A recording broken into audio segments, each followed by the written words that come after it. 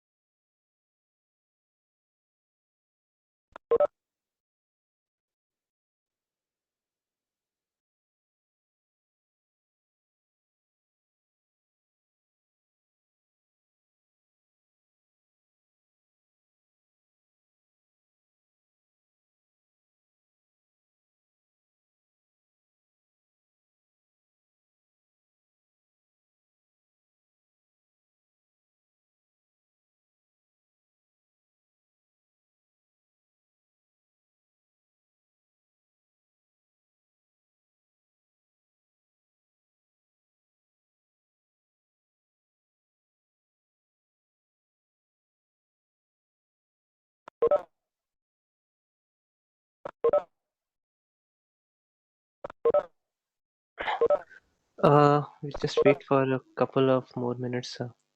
Just want the attendance to reach at least 70 or so. Let's see.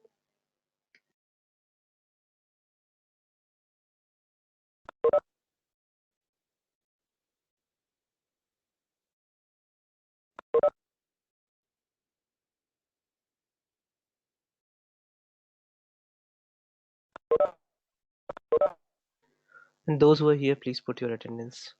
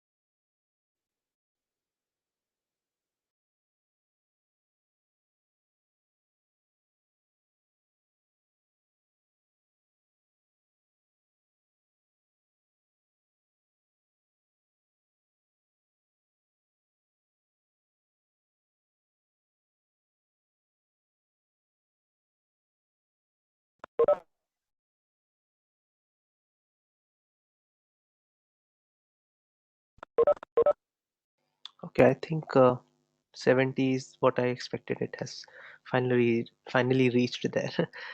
Okay, so then we can start. There was just one announcement. There was just a small mistake in the practice problem that I gave. The direction of the arrow was wrong. That I have corrected and sent it to you. And as I said, it's basically a practice problem, so you don't have to submit it anywhere. Just try to do it on your own and see if. I mean, it's probably a good opportunity to interact with your mentors. If I now hope everyone knows who uh, who's their mentor, right? So this is why I sent that complete list. So just interact with your mentors as much as possible, and from actually we may have to see how to uh, take that particular exam, because on 14th we have a holiday. So I'll just think about what we can do. Anyhow, so let's start. So this lecture is basically going to be a more of a code lecture. Code as in, we'll just have a look at some coding examples. In the last lecture, we discussed basic concepts about object-oriented programming, and another point that currently we are trying to understand is how exactly is it different from whatever you've been doing till now. How exactly it is different from structured programming that you did in the previous semester. So today's class is more about giving you a code level example so that you can understand the finer differences between structured programming and the object oriented programming. So before I start, you guys can actually go and download this folder on your machine. Let me just share this. If you go to the course folder and go to this example programs week 1, there is this folder called postal example. Okay, so for those of you who would like to follow it like this, you can also download the postal example folder on your own system, and you can follow it like that as well. But otherwise, I mean, I will show the code here, so it's perfectly fine if you want to simply watch everything as it goes on. So first, let us say there are like 3 or 4 slides that I would want to show you just to give you the context, and then we'll jump straight to code.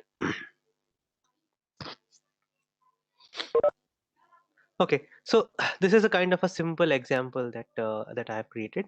Basically, let us say you guys would have gone to India Post, these post offices for sending speed post, right? I think most of you would have probably at some point of time experienced this. If you have not, it's fine. I mean, it's not that big a deal. But basically, the idea is that you go to the post office with, let us say, an envelope. In the envelope, you have put some documents or some letter or something like that, and you have to seal the envelope. That is important. They check and the envelope must be sealed. If it's not sealed, they will not take it.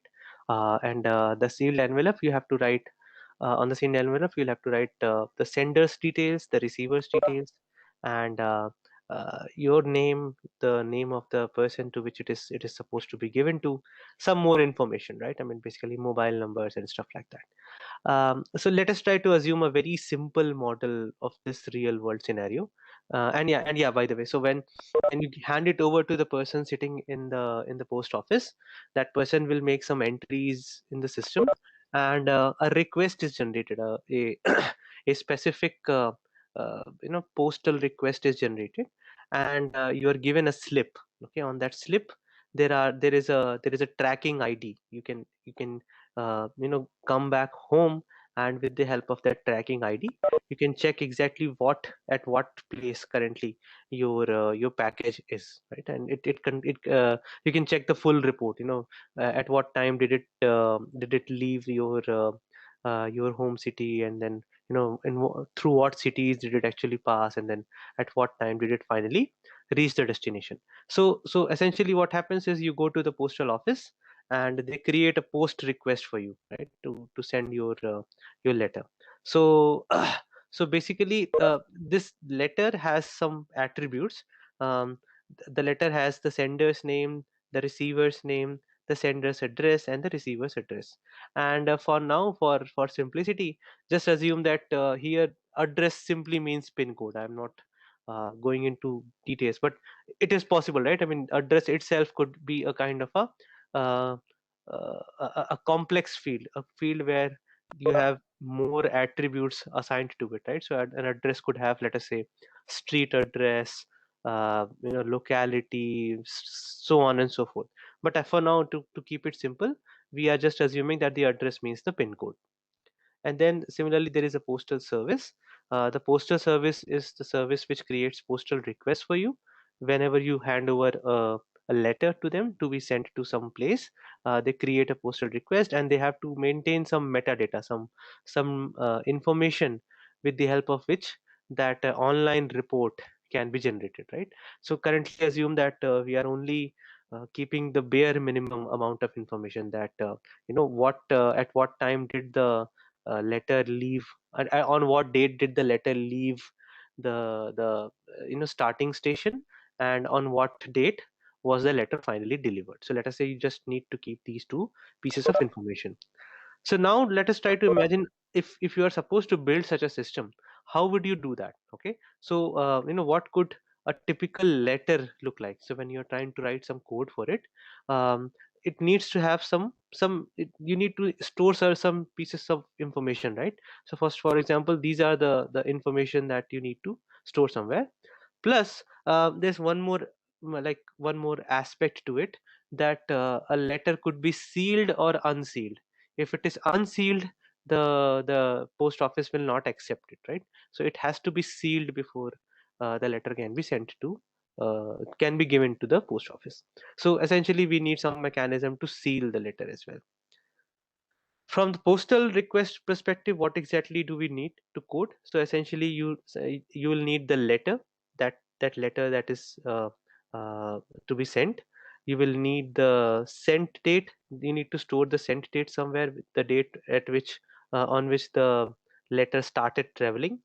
And you also need to store the received date, that on what date that the letter was finally delivered. Plus you should have some mechanism to initiate the sending part,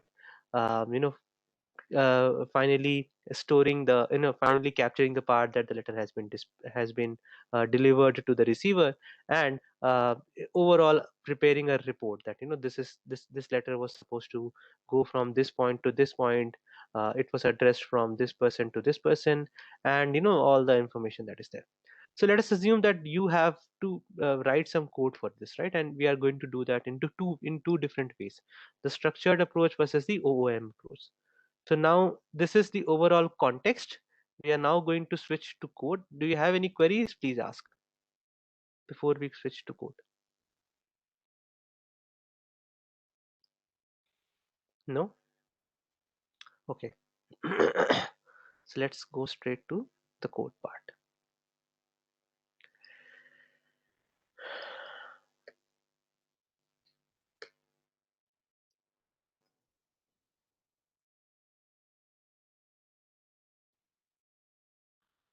Okay, so here basically I have opened up two code windows. On the left side, you could see the code that is written in C, and on the right side, you could see the code that is written in C++. The C code is basically structured approach, and the C++ code is the object-oriented approach. So let us start with the structured approach, because this you guys already know, right?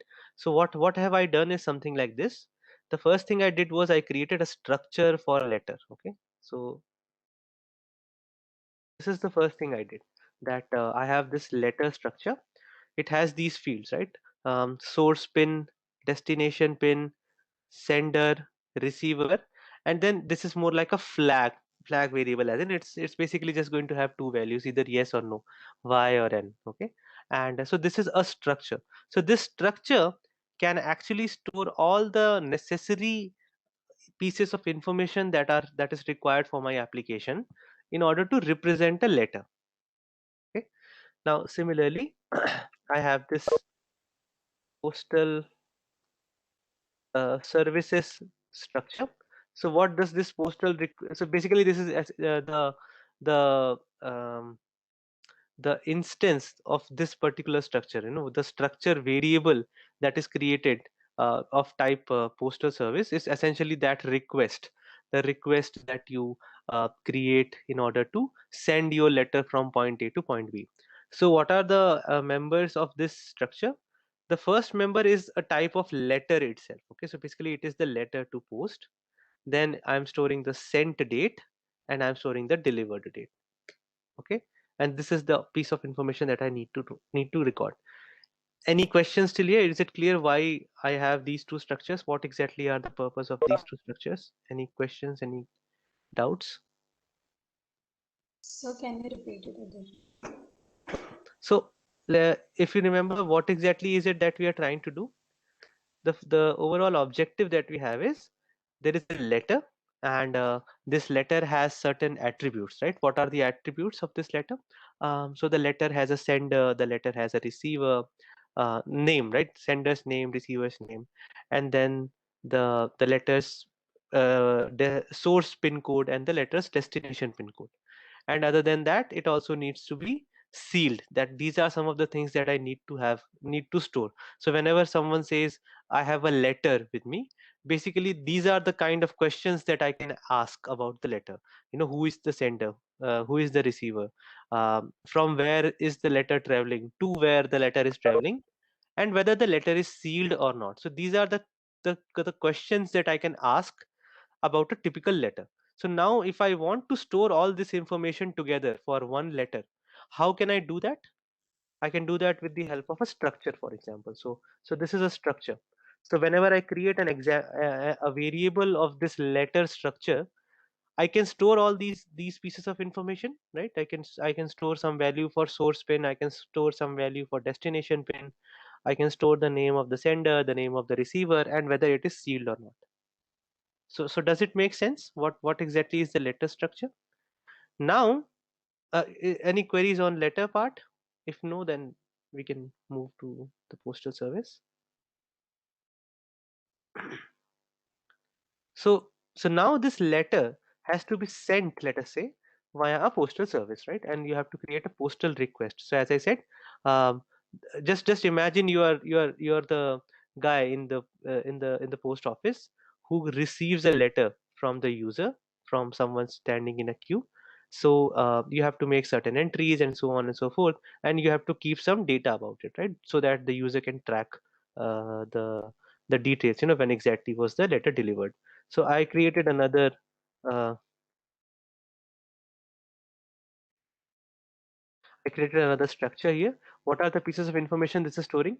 First of all, the letter itself, right? I mean, what letter is it that is supposed to be sent through this particular request?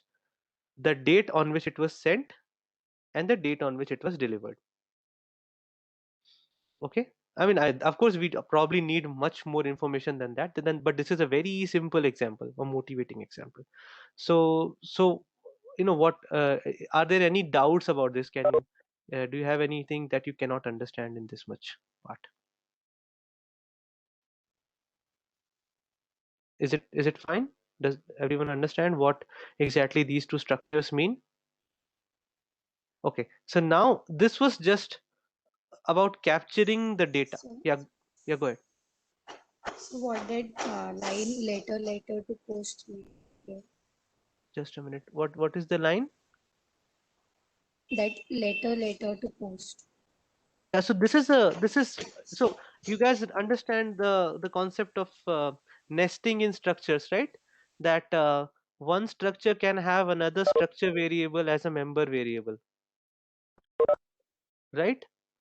Um, we did this, right? We studied this. We discussed this during the class when we studied So structures. here later to post is a name. It's a structure variable. Oh, okay. Okay, it's a structure variable of type letter, of type letter. Okay, So what about line second and third? line. Okay, let me Second and open the third. let me like which line number do you want to ask? Second and third, sir. Second and Third. also this is our preprocessor directive, right? I mean, this is because I have put this in a header file. So you remember, the problem of repeated copy paste, right? We discussed it in the Okay, sir. preprocessor. Yes, sir. Yeah, yeah. So that is not associated with this part. That is basically associated to that part. Yeah. So another question that I have is, why do we have two structures? Sure, we could store all this information directly in the postal service thing, but I'm doing it for a purpose, right? I'm basically trying to show you the concept of nesting also, because I received some queries about the slide in the previous lecture where I said that an object could be a field of another object.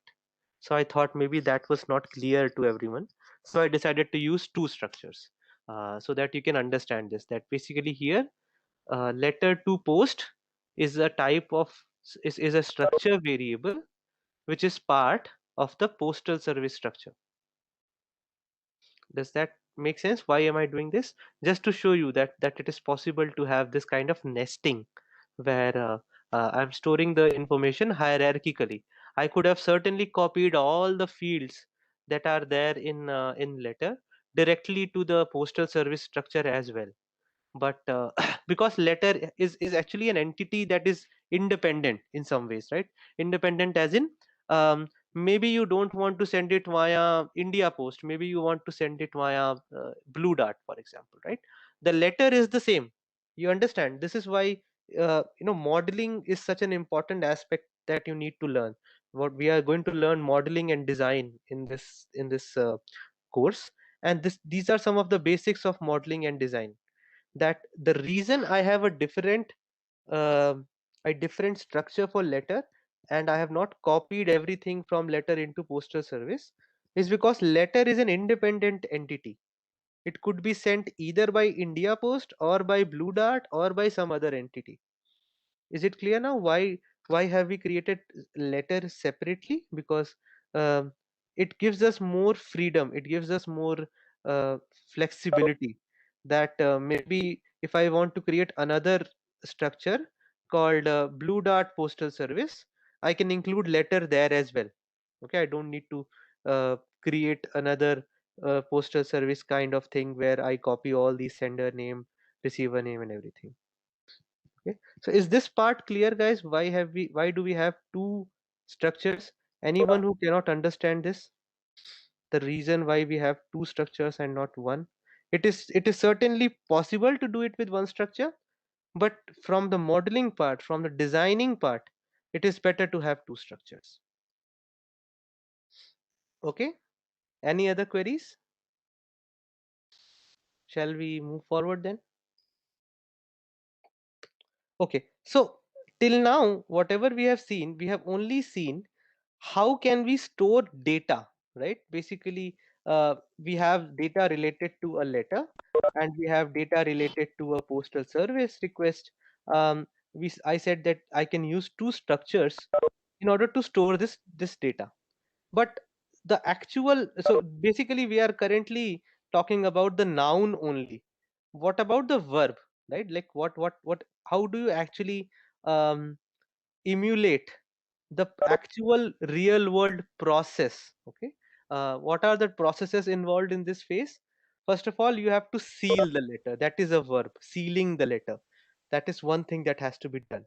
The next thing is you have to send the letter from point A to point B. That is another verb here, right?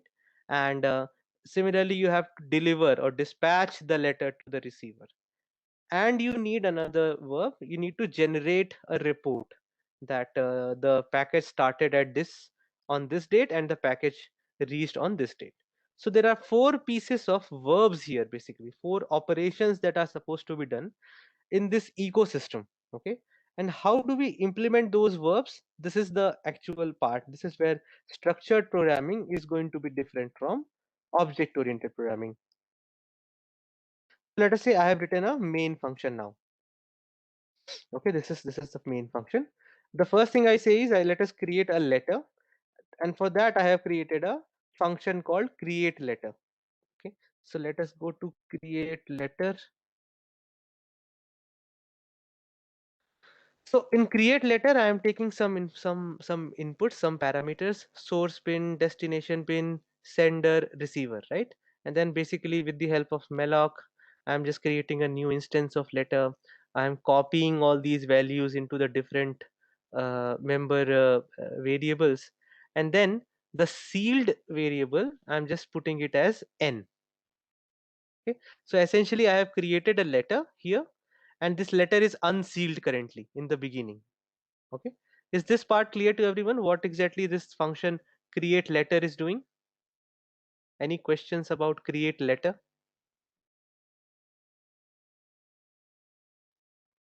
Don't worry much about, by the way, don't worry much about the actual syntax, just try to grasp the concept. Okay, we will start with I will also show you some C++ code, but which you will not understand syntax wise, but just try to understand the concept, that what is the concept that is behind that. The first thing we did was we created some structures to capture the data, and now we are creating some functions which are going to work as the operations. Okay, the structure part is capturing the nouns, the functions are implementing the verbs. Okay, so just understand this much for now. So let us assume that you now have a letter which is currently unsealed. The next step is that you want to seal this letter. Okay, so there is another function here called seal letter, and it's simply printing a message sealing the letter, and then it changes the sealed value from n to y. Then you the next step is that you basically go to the you hand over the letter to the postal service guy. The postal service guy is going to create a new request for you in order to send this letter. So this function create postal request is going to do that for you here. So what are the three fields that are there in this postal service structure? The first thing is that you need the letter to be posted, the date on which the letter is going to be sent, and the date on which the letter will finally be received. So in the beginning, I'm just creating the service with the letter with no sent or delivered dates. Okay, the sent and delivered dates are basically set to empty strings. Now the next step is, as I said, the next verb that I have to do is I have to send this letter. Again, all these are basically emulation. You are trying to emulate a real world process, and right now this is just a kind of toy example. Once you start building systems, these will be actual systems. Okay, you will probably be working on something where you have to store all these pieces of information and then present this to the user, but this is a toy example. So essentially the next step is that you initiate the sending process. So here in the send post function, I can just print a message that I'm sending the post on this, and then that sent date member variable which I set to empty string, I'm now setting it to some specific date. Similarly, once the sent post has happened, the post has to be delivered. So similar to the send post, I also have a deliver post function, again, which is simply setting the member variable called delivered date to some specific date. And finally, I said, please generate a report of this whole transaction. So in this case, what exactly is happening? I'm printing this. This is what I'm trying to print. The letter from the sender with the pin code this to the receiver with the pin code this. The sent date of the letter was this, and the delivered date was this. Now, this piece of information, the information that is required, uh, sorry, the information that is required here, okay, that is going to come from the letter structure variable. Okay, so whatever is there stored as the fields or the member variables of the letter to post structure variable, they are going to be the pieces which I would require in order to print this. So this is why it is doing something like this, um, request and then this pointer to member operator, letter to post dot sender. Okay, and then here it is dot source pin, here it is dot receiver. So basically, if you now go back to the question that someone had, that why don't we have a single structure? If we had this, if we had just one single structure, this was not required, right? You would have written something like request arrow sender, something like this, right? Request arrow receiver. But currently what I have done, I have introduced another level. There is another hierarchy that is there, that this information is stored in the letter to post, and I am accessing this via this dot operator. And this is how the report is generated. Let me just show you the output first. You can make it like this. Simply do make m. Okay, everything you can just, let me remove this. Let me remove the executable. Then you make it again. Now, so this is what it prints. Sealing the letter, sending the post on 6 April 2021, delivered the post on 7 April 2021. The letter from Saurabh Srivastava, pin this to Shubham Sahai, pin this, sent on this, delivered on this. So this last part, uh, this part is coming from the generated report. Okay. So now let us go back to the code again. Do you have any queries? Please ask. Please make sure that you understand what is happening here.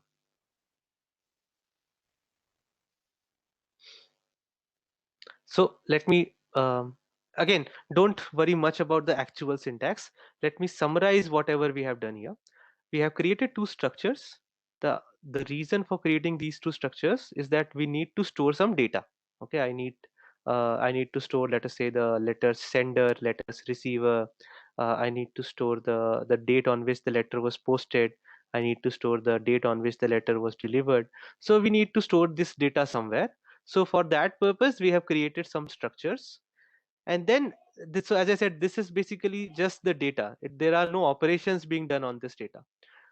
The real world, however, works on processes. Okay, so this, in the real world, you'll have nouns as well as verbs. Okay, nouns as in you will have people, and verbs as in one person will do something, second person will react on the same thing, so on and so forth.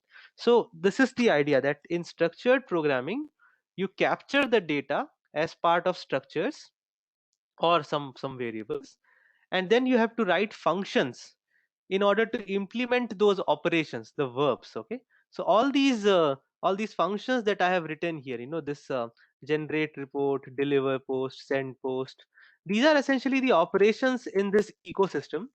And to do that, I have to create a function and then provide these functions with appropriate inputs, uh, appropriate parameters, okay, in order for them to do the specific job that they are supposed to do.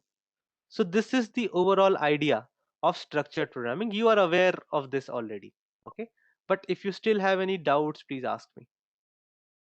Now we will see how the same thing is done in contrast when we start using object oriented programming. Any queries?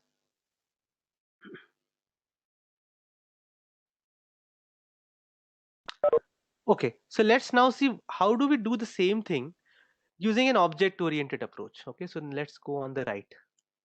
So here, instead of creating classes, I am going to create, instead of creating structures, I am going to create classes. Okay, so I had two structures in the first in the C code.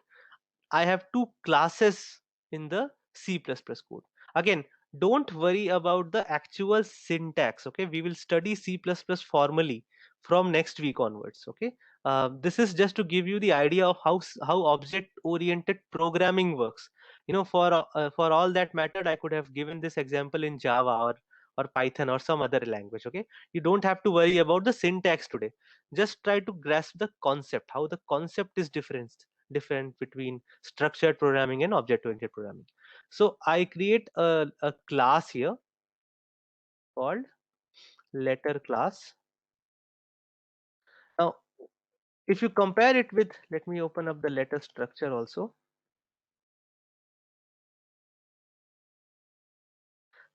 what are the differences here between this and this? Whatever, can someone simply give me the answer? What differences do you see on these two windows, one on the left and one on the right? What are the differences that you can observe?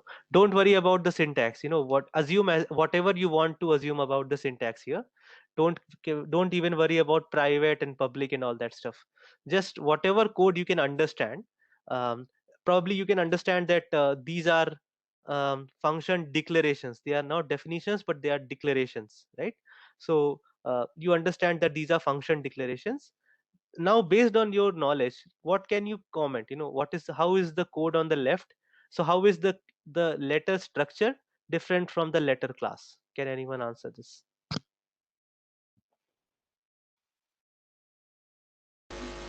So in letter structure, sir, Instead of making anyone post, can we had access this structure or change, whereas in right, the private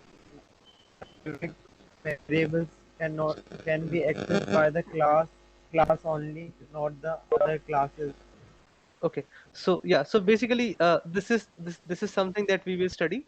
You are right. You are absolutely right that here we have these public and private things. We have not discussed what these public private things are, so I'm not going to talk about it today. But yeah, you are right. But the major difference that you can see, something that is like straight away evident to you without even looking too much further, is that on the right you also have some functions, right? On the left you only have some variables, right? There are like the major difference that probably you can see is that class is variables plus some functions, whereas structure is just some variables, right? So is this part clear now? The major difference that currently you need to understand is that there are some these things as well in a class. This is pretty much the same, right? This part and this part, right? They are pretty much the same, right? What is the difference here is this part, right? And let us have a look at the names of these functions. The first function is actually seal letter. This is a specific type of function. We will not discuss it at detail as of now. We will discuss it later. Basically, these functions are known as constructors. Okay, and a constructor is a special type of function associated with a class, which is used for initializing all the fields. Okay, just understand this much for now. But other than that, I have this seal letter function here, right? So if you remember, what was the only operation that we needed to do with respect to the letter? We just had to seal it. That is the only thing that we were supposed to do, right? So we have a function here. Then we have some functions with the names get underscore source pin, get underscore destination pin, get underscore sender, and get underscore receiver. So you can see that there is probably a one-to-one relationship between source pin, destination pin, sender, and receiver here, right? So these types of functions are usually known as getter functions. Okay, the purpose of getter functions, as Yash just mentioned, this private thing, whatever we have written here, we'll discuss it at depth later. But for now, just assume that putting this private term here, it actually changes something. Okay, something. So basically, these variables are not easily accessible. Let us just assume for now that they are not easily accessible from just anywhere. You cannot simply put a dot and access these variables. Okay, so in order to, if someone wants to get the values associated with these variables, we create some functions which are currently in the public domain, and these functions can actually return the current value of the associated variable. Okay, so you can use the value. It's more like a these functions are behaving more like a read only access for these variables. Okay, read only because you can only read the value, you cannot change it. That is the idea. Okay, so as Yash mentioned, basically you have some kind of protection here that uh, in this case, in the case of letter, if you create a type of letter, if you create a structure variable of type letter, and then you say, L dot source pin equal to something. You are allowed to do that, right? I mean, that's legal. But if you try to create an object of this class later, and then you try to do L dot source pin equal to something, you will receive an error. You cannot do that. Okay.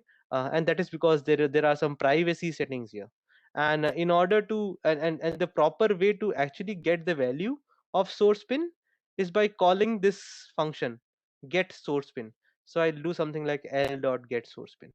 Anyhow, but don't worry about much these things. We will study about constructors and all these things later. But for now, the major difference I want you guys to note down is that while a structure is just variables, a class is variables plus some operations over those variables. I can also show you the other class now,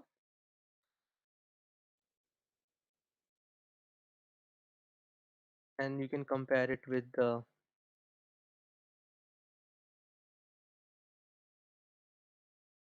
Okay, can you now see the difference? This part is almost the same. It's actually exactly the same, but in the public part you have these functions, right? You have a function called send post, a function called deliver post, a function called generate report. So if you remember, in the C code, we actually wrote all these functions within the within the main file, I would say, the file where main function was there. But here these functions are part of the class itself, right? Seal letter was a part of the letter class, and these functions are a part of the postal service class. So at the conceptual level, can you now see where are we heading to? The first, the actual amount of computation is going to be exactly the same, but the place where we are going to do this computation is going to change. So let us now, I can also show you the difference between the implementation. So let me show the implementation of these methods. Okay, so these are the definitions for those methods. Okay, the seal letter looks something like this. By the way, cout is the equivalent of printf in C++. We will start from here only in the next week. We start from hello world using cout. But cout, you can simply, I think most of you already know that cout is the equivalent of printf in C++. So the seal letter it is almost exactly the same as it was there in C. Similarly, these functions are new, right? Get source pin, get destination pin, get sender, and get receiver. They are new. They were not a part of our C code base, because here we also have, and that too, if I actually make those variables, the ones that I declared there, if I like create them under the public section, I don't need this at all. Okay, the reason I need this is because I have created them in the private section. um, we'll get to know what is the difference between private and public, but for now, basically these functions are just going to return the values associated with those variables, and in some ways you are going to give a read only access to those variables. Similarly, if you check the definitions for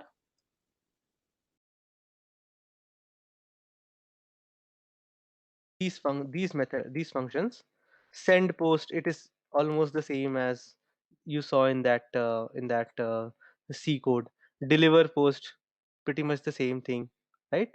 This generate report, here you can see the difference. um, Actually, I cannot directly do dot sender here. I was able to do letter to post dot sender in C, but here I have to call that method, right? The getters functions that I have added for each of these fields. I am basically calling letter to post dot get sender, letter to post dot get source pin, letter to post dot get receiver. So this is where those functions are being used, and the rest of the things are pretty much the same. You are printing the sent date and the delivered date. So these are the definitions for these classes. And finally, the difference in the main is very simple, right? I mean, basically this is how it works. You are creating an object here, and these values are going to that constructor function that I talked about, right? It is basically an initialization function. So these values are going to be stored in the pin code variables, and this is going to be stored in the uh, in the uh, in the sender's name and receiver's name variables. Then another thing that you can see here is here in the C case. Let me open that again.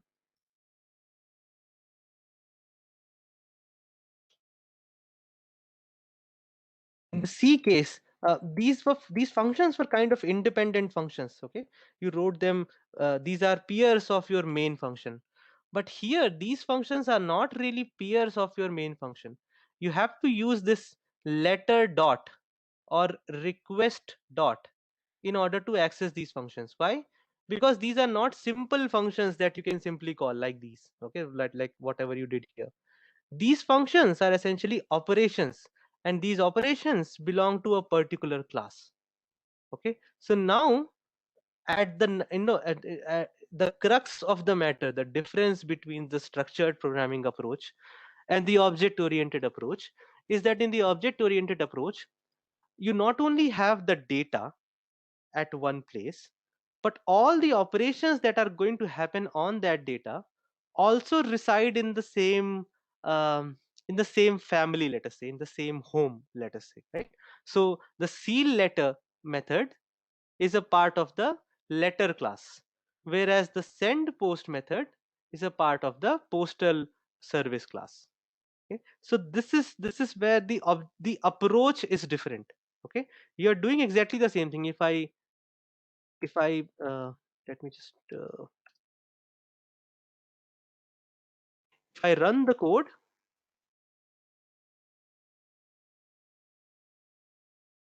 the output is going to be exactly the same that it was here. Okay, but you can see the difference in approach. This is the overall idea, that the approach has changed. On the right, you'd see that the operations are associated with the data. On the left, the data is independent, the operations are independent. Okay, now if you have any queries, please ask. Again, don't worry about the syntax of C++. Whatever we are doing in C++, don't worry about it. Just we'll study C++ syntax in a little more detail from the next week. But conceptually, do you understand the differences? The location of the variables, the location of the functions, the way we are calling those functions, the way the overall code is structured. Do you have queries on that part?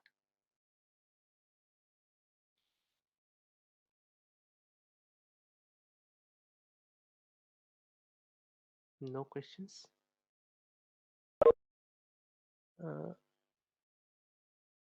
Uh, no.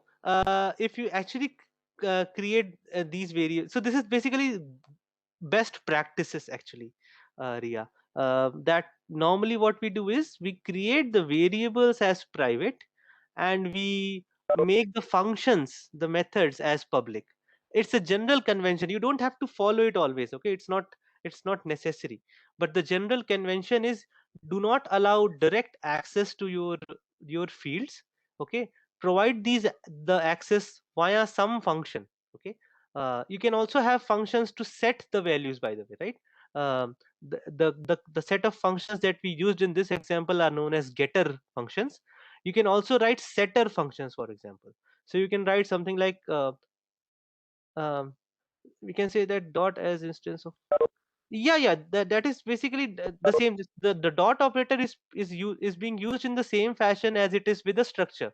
Okay, you access a member variable of a structure with the help of dot operator, and you access a field or a method of a class with the help of the dot operator. So the dot operator's job is pretty much the same. The only difference in the object oriented domain is that not just the variables, you also have these functions, these methods. Okay, so not just the fields, you also have methods associated with the class. In the case of structure, there were only variables. Okay, so yeah, so Ria, coming back to the point, it is a convention. A convention is that you keep the variables, the fields, to be private, away from everyone's eyes, and then you create functions which are publicly accessible. and you provide access to your variables, whatever access you want, whether you want full access, restricted access, whatever access you want. Just provide it with the help of some functions. The typical functions that are used are called as getter and setter functions. Setter means you can set the value of a variable if you call that function. Okay. Okay, any other queries? Because if there are no queries, it means that either you guys already know all this stuff, or maybe it was too cryptic for you to understand. So I don't know, whatever it is, but even if it is hard for you, I still expect that you guys at least download this code and use the make utility. Just type make in that particular folder, and it you will have the executable ready. So try to find out your own, try to do your own analysis of these two parallel codes. Okay, as I said, these two pieces of codes are trying to solve the same problem. Just make your own observations. How is code 1 different from code 2, right? Just read through the code. Maybe I cannot read each line of code in a lecture, but if you sit down and observe these two codes side by side, come up with your own analogy, come up with your own ways to remember this. But basically the idea is, in structured programming, the data is decoupled from the operations. In object oriented programming, they are both encapsulated into one entity. That is the overall idea that I want you guys to understand from this piece of code. We will study about C++ progressively in the next from the next week onwards. We will learn syntax here and there. Okay, so and of course you will practice more in the lab. But other than the syntax part, what are the other things that you have in your mind? If you have any doubt about the concepts, please ask.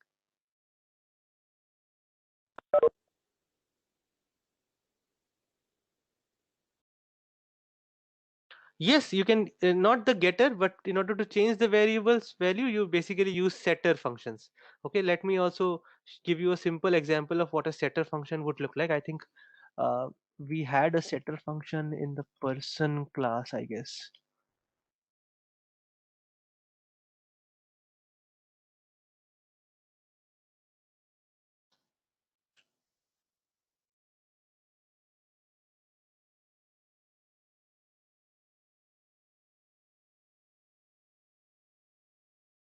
These are examples of setter functions.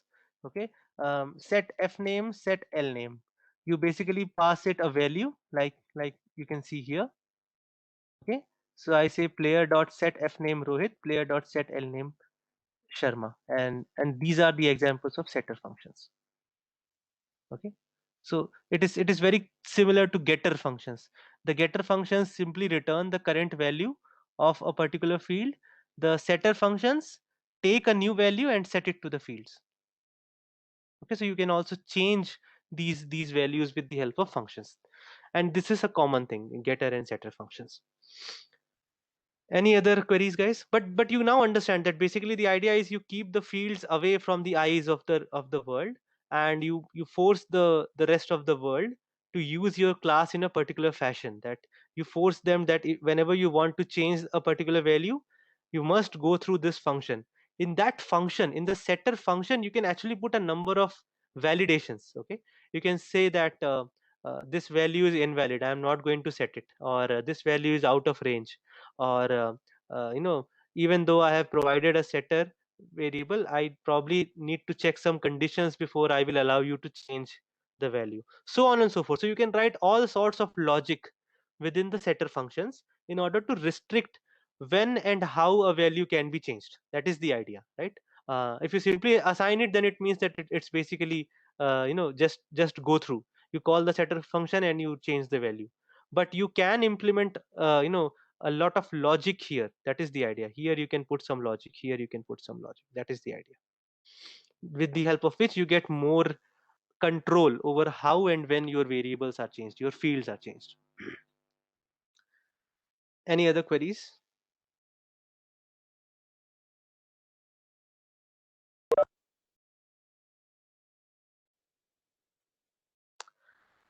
Okay. So I'm not sure whether see, I did this because I got a response, a feedback last time that this is how your seniors teach you. They open up code and they show you how to write code. So some of you were asking me to do these kind of lectures where I show you some code. So this is the reason I did this. But I really don't know whether this is the best way to teach or not. Um, I always feel that this part of the of the teaching should basically happen offline, right? You study on your own, and if you get stuck somewhere, you can send me an email. Now you also have mentors, I guess, so you can send emails to your mentors and ask. But still, right? This was more of an experimentation. I wanted to show you parallel code in C and C++, just to give you an idea how these two are different. Anyhow, any questions?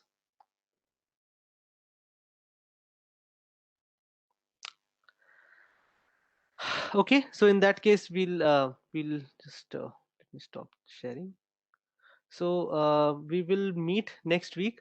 There might be a change in the timetable. I will have to talk to um, the person that is concerned with it. Um, but if there is a change in timetable, you will of course get to know. Okay. So thank you guys. Bye.